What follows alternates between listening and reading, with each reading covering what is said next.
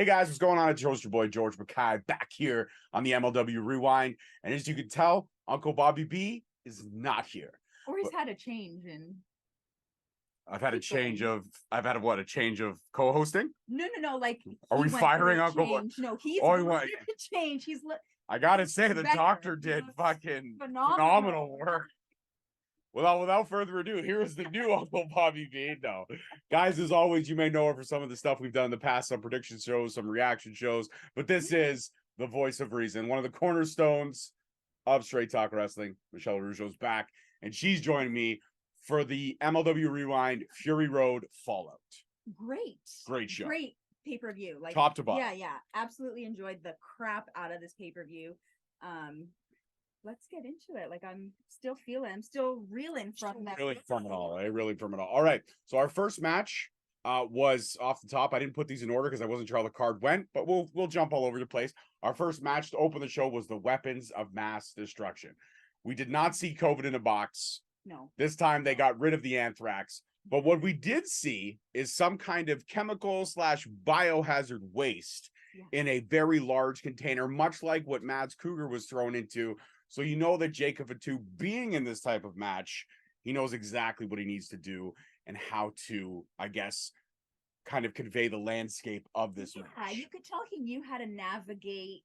That's the word, navigate. He knew kind of where to put his footing, or he knew where to go, kind of. I guess when you've already lived through that, you kind of already have your feet wet in that kind of setting. You are a veteran in that match at that point. Yeah. Well, Rickey Shane Page had no shortage of all kinds of viciousness. Oh my God, yeah. Let's talk about a couple of Rickey Shane Page highlights. One, taking the bottom of a steel chair and grinding it into Jacob Fatu's toes. Then taking that Rickey Shane Page staple, that 9-inch nail, and digging it into the footing of the foot, like the underskin, if you will. The foot seemed to be the object of... And you know what, though? I'll give him credit because, again, some wrestlers don't wear boots. Yes. And nobody ever really attacks the feet other than doing the stomp to try to get out of a hold. Yes. So I think Rickey actually attacking the feet, he knew, because you're going to brawl with Jacob Fatu, Rickey can hold his own.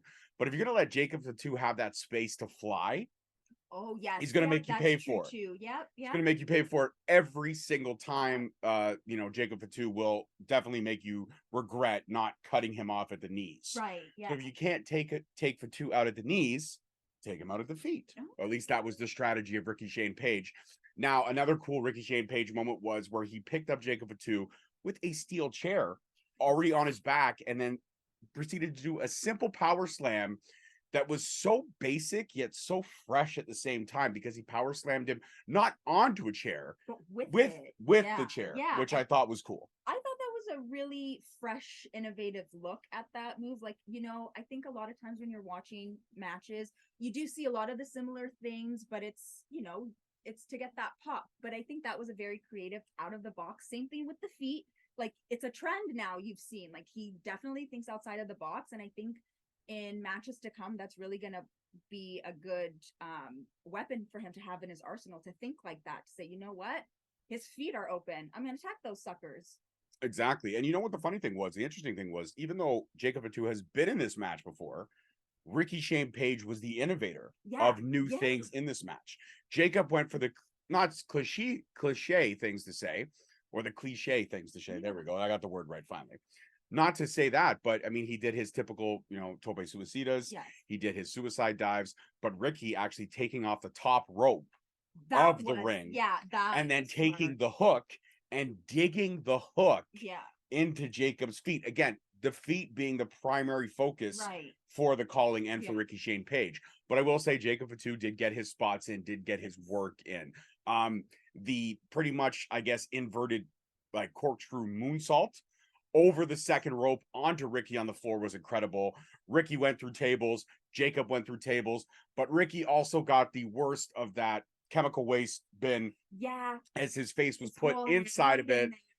Fireworks and flames all came out, and Rickey was definitely busted open. Rickey was the one that was busted open very early on in this match. Again, with a rather fresh take on a full tank of gasoline hit Rickey right across the face. Yeah. Like, and Rickey took it. There was no protection blockage. Rickey took the whole thing, and he was bleeding profusely. But then again, the calling never traveling alone, as we know. Akira came out in a fantastic suit, by the way. Yeah, amen. Like whoever created that for you, if that was your own mind, like very, very on point. Very like, stylish. I liked that. Very stylish. And even though Jacob at some points was able to kind of contain the 2-on-1 assault, eventually the numbers game caught up to him, and Rickey with an insane DDT on the edge of the seating part of a steel chair, and you saw that chair go straight legged, and you saw the dent from Fatu's head, and that was it. That was the 1, 2, 3. Done. And now the calling has another title to add to their collection. So check out the calling, okay? Yeah. Tag titles. Okay. Middleweight title. Okay. Now the openweight title. Oh, so they're just coming for gold. They really have all the gold. The only gold they don't have right now is Delmi Exo's featherweight championship. Okay. But they have Manny Leon as their featherweight competitor. Okay. They don't have, or they haven't eyed Alex Kane yet. Right. But if you go back through the Straight Talk archives, I did sit down with Akira. And I sat down with Alex Kane, and I mean, the logical choice for War Chamber, which is a year away, logical choice is that these two teams will meet at War Chamber. The calling's been there. Boumaye is now beefing up their numbers, but Boumaye still being the heavy favorite in the faction world, even though the calling has all these belts, Boumaye has the belt. Yeah, right. And that makes a big difference. It does. You can have all the gold in the world, but if you don't have the belt, right, you really don't matter. Yeah. Sorry, I'm just thinking about like the #1 headband, Afro Samurai. You ain't shit unless you got that #1. Who cares if you're the #2? Who cares? Nobody remembers the silver medalist, except Michelle Kwan, but she fell. And the only reason I know that is because Brooklyn Nine-Nine. Name one silver medalist, Rosa. Michelle Kwan. She fell, Rosa. She fell. That's right. That's my Terry Crews. I can't do the pecs. No, I can't make my pecs dance. He does that quite well. Does it quite well. Does it quite well. Yeah, Terry Crews does it quite well. And we all know what happens. I mean, according to him, and some other movies, once you go with him, you end up in a wheelchair. White Chicks. Great movie. If you haven't watched, please go check it out. I wouldn't, like, it's not my go-to. No, it's not a go-to, but it's a good. It's a decent flick. Yeah, and it like you just want sense on the map. Yeah, you want senseless humor that makes no sense. White Chicks. White Chicks. White Chicks. Whenever you can see the Wayans brothers as White Chicks, it's funny. Yeah. Or now I'm thinking about the hot chick, Rob Schneider. And now we're getting off. We're getting way off. We've gone way off topic. All right. Next match in this amazing card was not a match, but a promo. A Mance Warner promo. Yes. And Mance Warner was air drying his feet in his, or the SGC's change room, to the point where Matt Justice was covering his nose. Manders took off his trademark cowboy hat and put it over his face. Sam Laterna was dry heaving and gagging. He apologized for the smell. He did. I will say that he did apologize like twice for the smell, but I don't think that was enough. Well, according to Mance Warner, and to quote him right now, let me preach for a second. He was walking around Philadelphia for the past couple of days barefoot. So he was walking through whatever the streets of Philadelphia had to offer. And there was definitely a profuse odor, to the point where I couldn't smell it, but I could just imagine what it smelled like. And it didn't smell, there was no, Febreze could not help that locker room in any way. But he pretty much did say that Matt Cardona, he was going to put his feet in the boots. Yeah. Then he was going to take the boots off in the ring, beat Matt Cardona with the boots, then make Matt Cardona kiss one of his feet. Yeah. It was your typical Mansour promo. You laughed quite a bit through it. I thoroughly enjoyed it. There is a thing about just like a gross, stinky man being like, these are disgusting, and I made them as dirty as I can for you. Here you go, baby. Now, what about Matt Stryker's thought process? We thought Matt Stryker and Joe Dombrowski were on fire tonight on commentary.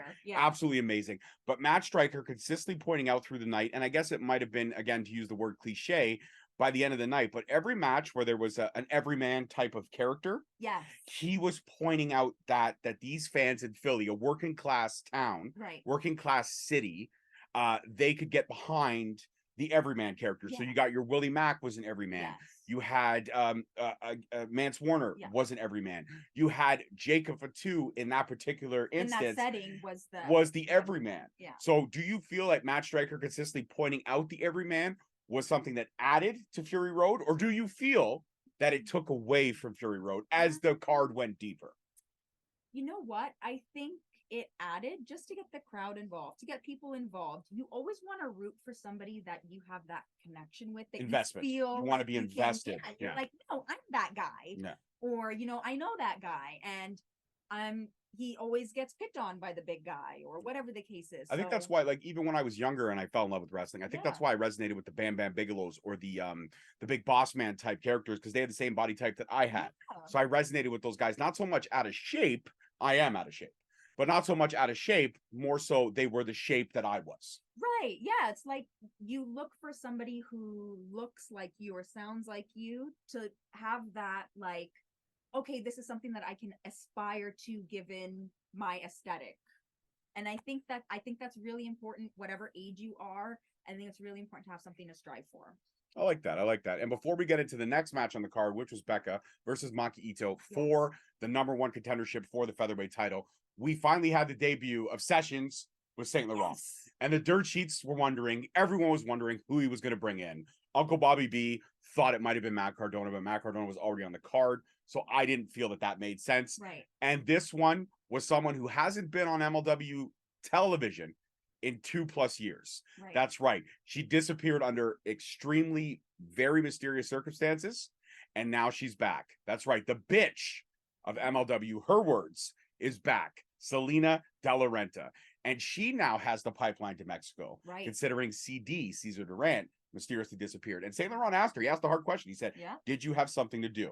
Right. And all she said was, what do you think? Leaving it open-ended, so not denying it. But not confirming either. Not confirming either, just, exactly. Letting you decide. Form your own opinion. And we're going to lay the information out like Murders in the Building podcast, and you're going to come up with a solution. Shameless plug, Murders in the Building, fantastic show. But what did you think? I mean, again, you're not really invested in MLW like I am, or like Uncle Bobby B is. But for your first taste of a full MLW event, and it's their only their second pay-per-view since coming back and relaunching and everything like that. Right. What was your thought process on Salina De La Renta returning, and what was the vibe you got from her? I got that she is like a Griselda Blanco kind of character, like a Black Widow. I really liked the attitude.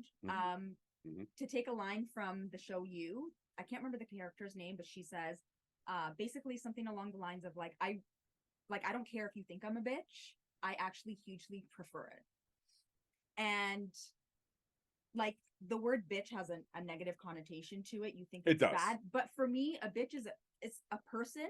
I'm not going to say a male or a female, but it's a person who gets shit done.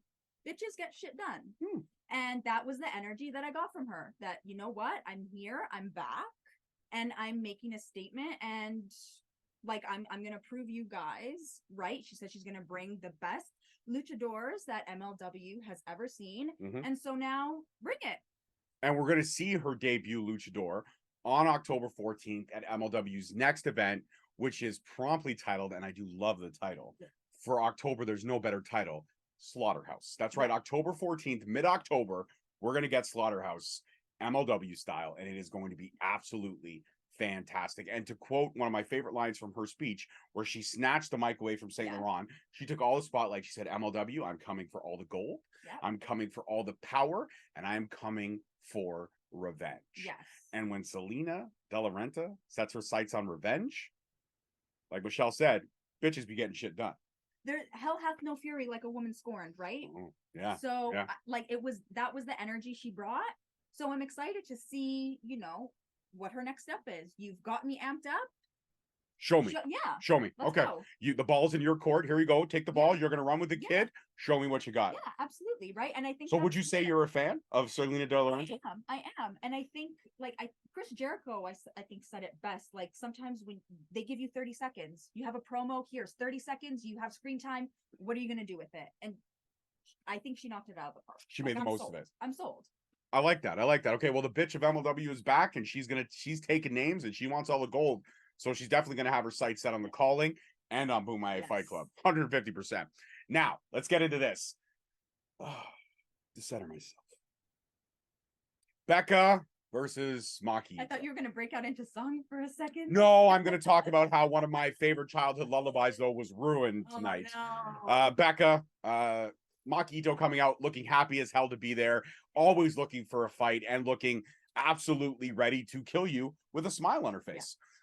Becca coming out to sing her single, You Ain't Cute, insulting Maki Itoh, then in the point telling I guess the sound guy to cut her music and saying, you and I should have a sing-off.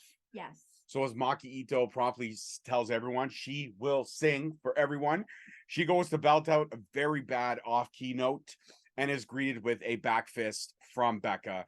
Becca taking an early advantage. And then at one point, Becca, having Maki Itoh in a chokehold, began to sing with the mic. And I'll give her credit. She did do the chokehold with the mic, began to sing Twinkle, Twinkle, Little Star, completely off key to the point where it may haunt my dreams. Now, if Rob was here, he would defend her singing and saying that, oh, you know, she was wrestling a match, she couldn't get the proper pitch. No amount of pitch pipes or acoustics could save this woman. Oh no. In the ring right now, other than the featherweight champion at MLW, there is no woman with a better character and better in-ring work than Becca. I will give her all of that. And she milks this pop star thing for what it's worth. My whole problem is that there are individuals out there that actually think she's talented at singing, like Rob, and she is not. She's a fantastic character. She's a great heel. I hate to love her, and I love to hate her, but you have ruined any resemblance of a happy childhood for me, because Twinkle, Twinkle, Little Star is now burned in my mind, almost like a seagull being strangled by a cat, being strangled by an alligator, being shot in the head by the rednecks from Deliverance. That is quite the picture. Squeal.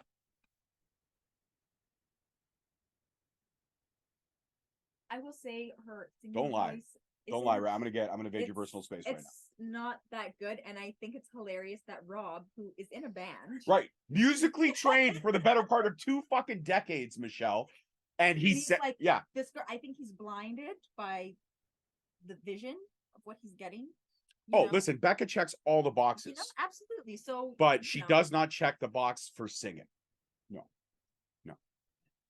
But I mean, for everything else that she's worth, she brings it to the table. 100%. Well, how about this though? Becca was in firm control of this match at most points till Maki Itoh had a hot streak. Yes. That running kick to the side of Becca's face, corner to corner, was phenomenal. The high knee strikes and striking ability. And again, Becca did try to trade off strikes with Maki Itoh. Not a good idea. No. Maki Itoh won the striking war in this match, but Becca does eventually hit her trademark finisher, which is the World Tour, and she sends Maki Itoh packing. And now Becca is the official new #1 contender for Delmi Exo's Featherweight Championship. And before we get into your thoughts on the match, I love the match. I thought it was very entertaining. Love Doug surprised Becca at the end. She's walking to the back celebrating her win, and he gives her a box of some kind, a little gift. Yeah. She didn't even take it, didn't acknowledge it, just kind of walked right past him, kind of did a whole shimmy shake, like, and she's gone. Yeah, she's totally valley girled him. Love Doug looking very brokenhearted. He looked really sad. He did. Would you give, now here's a serious question. Would you give, you being a semi-single lady, would you give a guy like Love Doug a shot? He seems sweet, and he's buying her gifts. He's got this whole, he bought her a beautiful guitar that was handmade. Oh.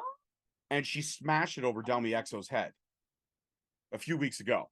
And he's still trying to get with this girl? Still trying to get with her. Yeah. Or he's completely infatuated. So he's like Rob. He's blinded by the vision. Yeah. Or, sometimes you're just like attracted to what you can't have. Or like, you know what I mean? She's rejecting me and it makes me want her more, which is completely psychotic. Well, you have experience with that. And as that being the one that a lot of people are attracted to that can't have. It's crazy. Yeah, it's unnatural. Right. Okay, let me just move out of the way. Let her head get some fucking room here. All right. But seriously, all side notes. I think it's adorable, and I think that kind of effort from a person being like, I'm interested in you, doesn't happen often. Okay, so here we go. We're gonna quote what you said about Selena Del Rento. Yeah. You got 20 seconds. Yeah. You got to give Love Doug a pep talk. What do you got? What do you say to Love Doug to tell him you got to keep going for Becca? You was kind, you was important, you was special, Love Doug. Don't let them tell you any different. Chase that girl. It's okay how many times she rejects you. Just give her all your love. One day, maybe she'll see. One day, maybe she'll be like, you know what, Love Doug? Let's go on a date. I accept. Fine.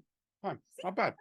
That's a good pep talk. I don't really think I'm pretty sure he's sulking right now, but he may watch this. I'm sorry, that was really off the top of my head. If I had some more time, I think I could have done. Listen, better. sometimes you get thrown in the fire. I know what happens. You do. So, Love Dog. There you go. There you go. Love for Love Dog. All right. What are your thoughts on this match, though? What did you like? What did you not like? I actually thought it was great. I think it was great that they had somebody like Maki, who is more, I want to say, is more of a wrestler, in my opinion. Just fair.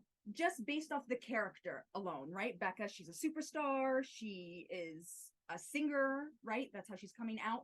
But I think they somehow balanced each other out in some weird way. And I will say her finisher, what is it called? World Tour. Phenomenal. I did not expect to see athleticism like that from her, and I don't want that to come off bad. No, I don't think it comes it's out the bad. character that comes out, she's singing, you know what I mean? That's the idea I'm getting. But then to see her pull off a move like that, I was like, wow, okay, so she has talent. There is something behind there. If I can get past the bad singing, maybe I can enjoy myself a little bit. No, remember, like, right, it's a seagull strangled by a cat, getting eaten by an alligator, shot by the rednecks from Deliverance. All in a very jumbled. Should we just move on? Vocal coach. Can we get you a vocal coach? No, we can't get it. No, there's no money in the MLW Rewind budget for a vocal coach. I'm not paying for that. It's not us. Can she do that herself? Is she? But according to Rob, she doesn't need a vocal coach. She's got God-given talent.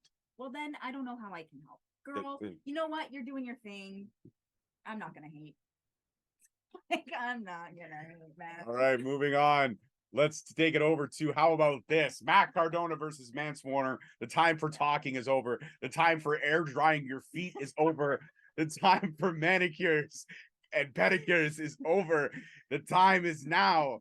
The feet will be kissed at the end of this match. No. And I gotta say, the DDT right off the hop, Mack Cardona trying to get away, saying the price has to go up after Mance takes early advantage. Then Mance tracking him down, the fight to the outside, and then Cardona doing almost a Dirty Deeds-esque DDT to Mance Warner on the outside, and he was busted wide open. Mance took and gave all kinds of ridiculous amounts of punishment. It was incredible. And then Mance had it won. He actually had it won. The ref was counting, and then fucking Saint Laurent pulled the foot up on the rope. The ref saw it, threw Saint Laurent out, and then off that distraction, Cardona gets a low blow, and then he hits radio silence, and unfortunately, Mance Warner is on the losing end of this match. But Mance is a man of his word. Absolutely. So as Mack Cardona and Saint Laurent both had their shoes, actually, I'll give Cardona credit. He took his own shoe and sock off. But MSL decided to bring in the ring announce, or the costume escort girl that's out there. What do you call her? El Skanko? El Skanko, yeah. I called her El. It's not, yeah. Well, I mean, look at him. Does he look like he was wearing a knockoff velour tracksuit? It wasn't even real. It was a knockoff. No, it was a definite knockoff. Oh, it was 100% not. He can't afford that shit. Can't afford that shit at all. But he called El Skanko into the ring. And again, I'm quoting what he said. It's not my opinion. It's what he said. He called El Skanko in the ring. She removed they looked like Dr. Scholl's, form-fitted shoes. Honestly, I don't know, but his foot looked weird. And then the sock came off. And I will say this, quotables by Matt Stryker that were amazing in this segment. Why is Matt Cardona's foot a different color from the rest of his body, i.e. the tanner not really reaching below the ankles? And then asking Joe Dombrowski, as Saint Laurent held out his foot, how much cholesterol do you think is in each one of those toes? So Matt Stryker, just fucking MVP of Fury Road, in my opinion. You are God's fucking gift, sir. Do not change at all. But Mance Warner, like I said, was a man of his word. So after shoes and socks were removed, he was told to kiss MSL's foot first. And he took the mic. He said, I'm a man of my word. Yeah. He knelt down. He held the foot. And then he proceeded to bite the toe, the big toe of MSL for quite a few seconds. He held that. It was like jaws of life. He was chomping on it. Yeah. And I mean, you're thinking about what the Dead Sea Scrolls would taste like. That's what I'm picturing. Or like the Dead Sea, just getting the Dead Sea. Yeah. Just a whole lot of Egyptian badness up in there. Like not even a foot scrub could have saved that foot. It was rough. It was a rough go. But the foot looked weird. Again, I have to just say that it looked chalky. Like it just looked, it had a weird color to it. Matt Cardona's foot was weird, but this guy's foot was Okay, way so weird. I have a quotable that people may enjoy. I hope this goes viral. But Matt Cardona's tan looked a lot like Neapolitan ice cream. The front was very chocolatey, the back was very strawberry, and the foot was your vanilla. It's a very uneven. It was very uneven. It was very, and I even said to you, I said, why does his body look conflicted? It's like they're not sure where they're supposed to go. I feel like he was spray tanned by a blind person. Like it was a rough go. It's a rough go. But then, like I mentioned, the chest hair also makes it look dark. Like his chest looked black. So in the words of you know, what's his name from 8 Crazy Nights, shaving the chest. Whitey, there you go. Shaving the chest, just Cardona. Shave your fucking chest. Like, dude, or you know what? Don't be an 8 like Ross. Just be a 4. Just be a 4. Be a 4. Don't be an 8. Like it was all fucked up. The tan really did throw me off, but this match was was good though. The match was really good. The match was entertaining as fuck. This was very much like the Weapons of Mass Destruction match. We had doors, we had chairs, we had tables, we had all kinds of stuff, and we had a fat man in a velour suit. There was a lot of fabric. And this all was within the first hour of this incredible, like they packed in. Yeah, they really gave us like hard hitting match, like match after match after match. They just kept it going.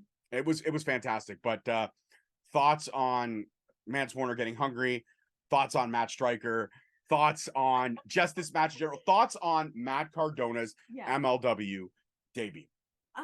You know what? I thought it was what it was to be expected, right? We know Matt Cardona, we know the character, we know what to expect from him.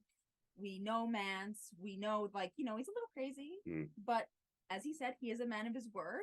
So it was great to see how they both approached the match. It was great to see how they both were like, okay, I know you, you know me, how are we gonna do this? I thought they got really creative, and I thought the foot bite, not the kid, like, you know, who wants to kiss someone's foot, bro? Who wants that shit? But the bite. The bite, okay, here's the only thing that I have with the bite. Rubbing alcohol after needed to wash out the mouth? Like, vodka. The bacteria that you can get in your mouth from someone's foot is from anyone's anything. Oh, hell yeah. Is disgusting. So I really do hope you got some really good mouthwash. That fresh breath thing from Amazon is the shit. I hope that's what he did afterwards. No, Mance Warner probably knocked back a couple cold ones. That's Mance Warner's like light beer is his kryptonite. He loves it. Well, I hope the beer kills whatever bacteria he ingested. Yeah, if not, I mean, I'm sure they'll get the shots and that'll kill it.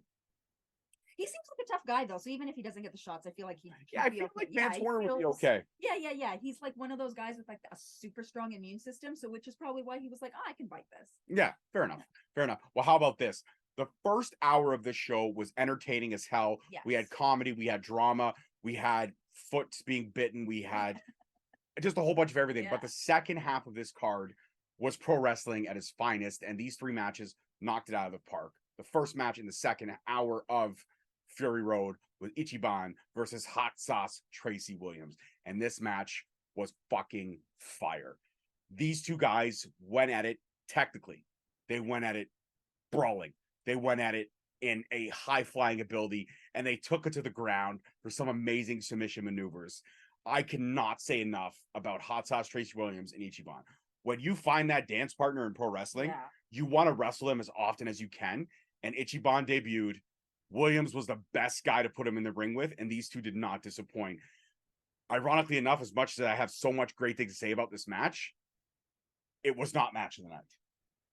It was a contender, but it was not match of the night. It was not. No, I definitely feel the same way. I think it was a contender.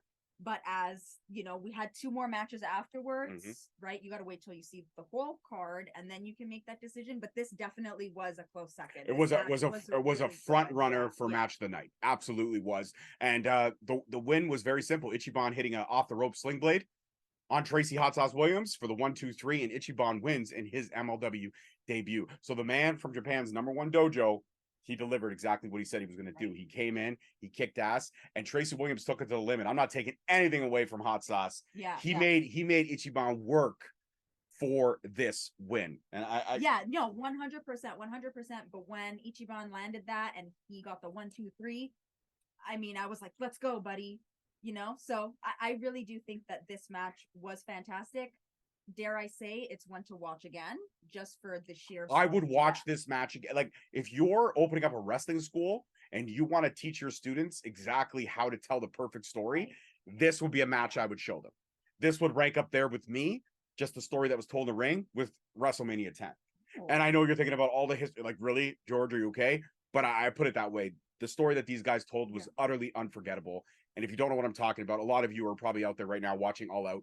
And that's great. I hope you enjoy it. But here in this house, we watch MLW. And Fury Road fucking delivered all kinds. Now, how about this? Before we get into the next match, there was an announcement made after this match, but I'm so excited that I cannot wait to announce this now. As we know, we announced on MLW Rewind a few weeks ago, New Japan and MLW have a little partnership. The first taste was Kushida coming to MLW to face Tony Deppen. That match happened tonight at Fury Road, and it was phenomenal. Yes. But the big news was after the match that Minoru Suzuki is coming to MLW on October 14th, Slaughterhouse. You are going to see Suzuki in action.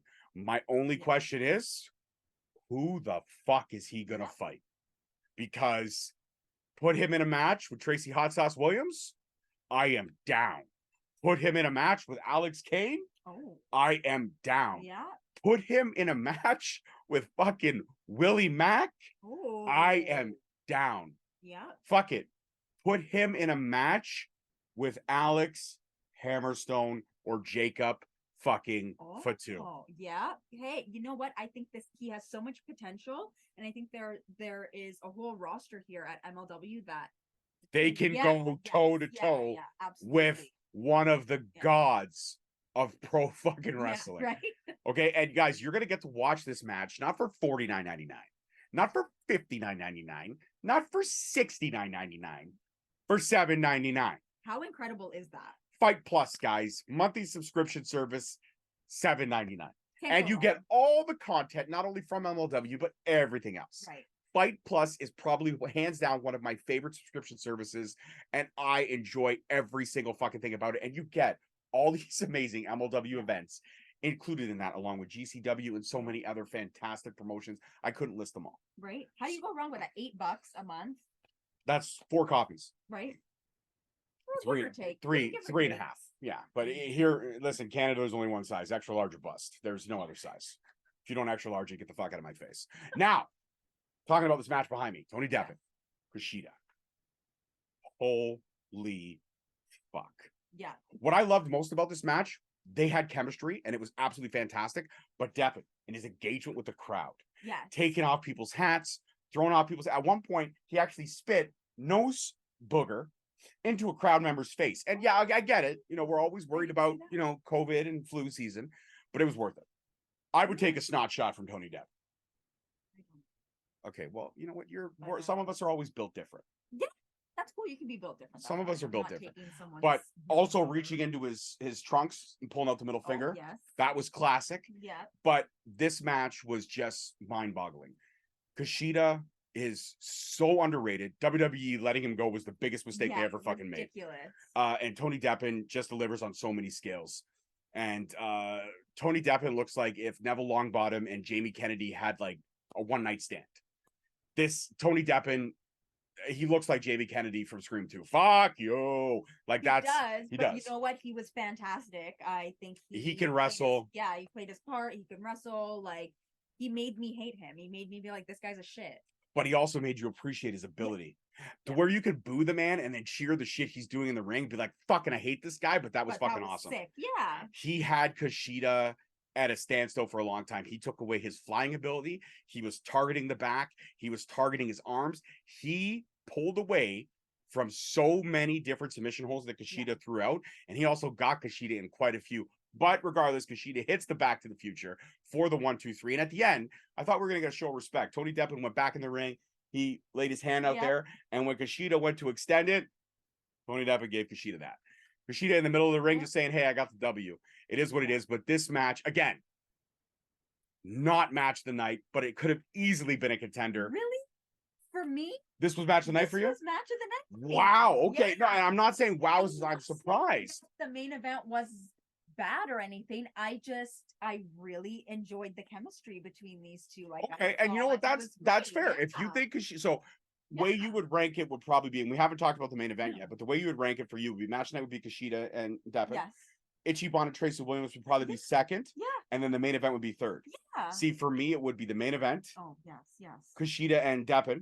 And then Hot Sauce and Ichiban. Yeah. Like the second hour of this card, the first hour was entertaining as fuck. Yeah. But the second hour was so pro wrestling at its fucking finest. If you're a true pro wrestling fan, just watch the whole card because it was amazing. But the second hour was phenomenal. And you know what? That's fair. I respect that Kushida and Deppen was your favorite, but I have personal ties to Kane and Mack. I've watched this story build, so I was so invested and I thought they delivered. But Kushida versus Deppen was fucking phenomenal.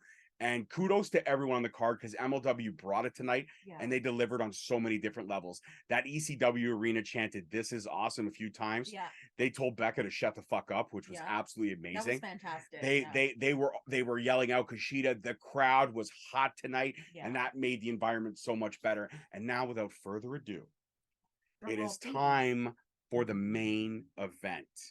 Alex Kane, Willie Mack. Weeks upon weeks upon weeks of talking back and forth, lightning fast chops that showed Alex Kane's glass jaw. And here we are. Yeah. Willie Mack came out focused. He looked ready. Yeah. He was happy to be there. He was excited to be there, but it was a different Willie Mack. Right. This was one who was 20 years waiting for an opportunity at a world title shot, and the time was tonight. Alex Kane came out doing the Boom-Aye thing. Yeah. He came out with his whole entourage. He came out with Bougie. He came out with Mr. Thomas. Mr. Thomas is his corner man, was in his corner the entire time. And I will say this, Mr. Thomas is a true corner man because he did not interfere in this match at all. Absolutely. He was out there, and at one point he did try to reach in, but they were too far in the center of the ring. Right. But Willie Mack and Alex Kane was just fucking incredible. This was match of the night. And to see two big boys flying around the ring like they were, at the speeds they were going, at the power they were doing. German suplex to Willie Mack on the floor, exploder suplex to Alex Kane in the corner, back and forth, the strikes, the ability. Willie Mack hit the moonsault. I thought it was over. I thought it was over. Kane somehow got the shoulder, didn't fully kick out, but got the shoulder enough up for the ref to see it. Yeah. Now, one thing I will say is the end. The end was heartbreaking, but it was perfect. Alex Kane got Willie Mack into fade to black. Yes. Mack was so close to ropes, but he was just exhausted by this point as they went for a good 20 minutes. It was a good match. And they were hard. And Alex Kane, remember early, Willie Mack got a wicked back fist on Kane. Yeah, I was going to mention and that. He rocked him. Yeah, he rocked Alex Kane for the first little chunk of that match. He looked like he had stars in his fucking eyes. Out of him a little bit, and he was trying to gather himself. And thankfully he did. He was able to kind of muster up whatever and kind of get his head back into the game. But Willie Mack really out the gate was like, I'm here for blood. He definitely had those blinders on. That energy was like, I'm here. This is business. I know what I'm here for. And I'm here to take this title from you. Yeah. And these two guys did not disappoint. All the smack talk, all the promos, it lived up to the hype for me. Again, like I said, the ending, Fade to Black was locked in. Willie Mack did pass out. There was the 1, there was the 2. And then the arm drop for the 3, it looked like he did get it up, but at that point, it might have gone down too low, in my opinion. I'd have to go back and really watch it again. But I feel like the ref made the right call. Even if Willie got back up from that, it would have been a few more moves later that Willie might have been. It might have been over. But then how about this? Alex Kane, at the end of the match, grabs the mic, says, cut the music. Willie Mack is in the corner. He's still trying to shake the cobwebs out. And Alex Kane leads over and said, all this time I said you weren't worth it. But you have that fire. You had that drive. You earned my respect tonight. And that's on Boom-Aye. Yeah. And he gives Willie, tells Willie, before you go, you got to give Boom-Aye. Yeah. So Willie just smiles. He turns to the crowd. He says, the one only time I'm going to do it. Yeah, you better appreciate it. And he gives a Boom-Aye. He gets out of the ring. He earned everyone at Boom-Aye's fight camp respect tonight. And Alex Kane walks out. Still, you're reigning, defending, heavyweight champion of the world, and that is on Boo My Yay. Is it because it's for the people? It's for the people. What is Boo My Yay for? For the people. For the people, guys. If you're not fucking down with that, you should be. And I didn't even have the graphic. I didn't have the graphic up the whole time. I was so hyped about that match. It was a phenomenal match, though. Like, for real. I completely understand how you feel it's the match of the night. Like, incredible match. Very heavy hitting. You could tell that both these guys knew what it was for them. Like, they have a mission. Exactly. Willie's first opportunity. Alex's first title defense. Yeah, exactly. You have to bring it. You have to show that he's a verified champion. Yes. But you also, this match. He's a worthy opponent. Yeah. This match, you can't take anything away from Willie Mack. He maybe didn't get the W today, but you can't take anything away from Willie Mack. No. Even though he may have not have gotten the title today, I don't think this was a loss. So I don't see this as a loss. Do you see this as a, I guess it's, again, cliche seems to be the word of the episode, but do you think it's a learning experience for Willie Mack? Do you think he'll go back and study if there's never an opportunity down the line? He'll know what to do differently. I think so. I think that show of camaraderie at the end of the match was really classy. It's really, like, I think as a champion or even as an opponent is like, yo, we went in there, we gave it our all. Fucking killed each other. Yeah, you know? So I do think that moment was really great, but that doesn't discount any fact that, you know, Willie might be like, oh, I got another chance at this. I'm going to kick your ass. Yeah. Just because I shook your hand doesn't mean that I don't want that title. I'm glad you respect me, but I didn't come here for respect. Exactly. I came here for that gold. Yeah, that's right. Absolutely. That's right. So guys, that's it. In a nutshell, that's Fury Road. And what an epic 2 hours. Yeah. The replay is available on Fight Plus. Once you're done all out, guys, give it a shot. Yeah. Fury Road. Tomorrow's a holiday. It's Labor Day. Give Fury Road a shot. It's 2 hours, well worth it. And there's not much I can say about it. And guys, this was the first Fallout that I've done that I haven't argued over someone's singing ability. And it's been a breath of fresh air for me. I miss Bobby, and I appreciate him. He is my homie. He's my best friend. I love that guy like a brother. But for someone who's been musically inclined for the better part of 2 decades. Yeah, tone deaf. I've said that too. I've said that. I said you have to be fucking tone deaf. You have to be. You know what it is? Because he wears a mask when he plays too. So maybe that's messing up what's going on in there. This will definitely be the clip for the episode when it drops. It's gonna drop right now tonight, Fury Road. So check it out after All Out. It's gonna go up on YouTube right away. We also did a couple different camera angles. I'm trying some new stuff tonight. So peace, love, and wrestling. We'll see you guys next week. That's it for the Rewind. I'm your host, your boy, George Mackay. This is the voice of reason, Michelle Russo. That's it. Peace. Bye, guys.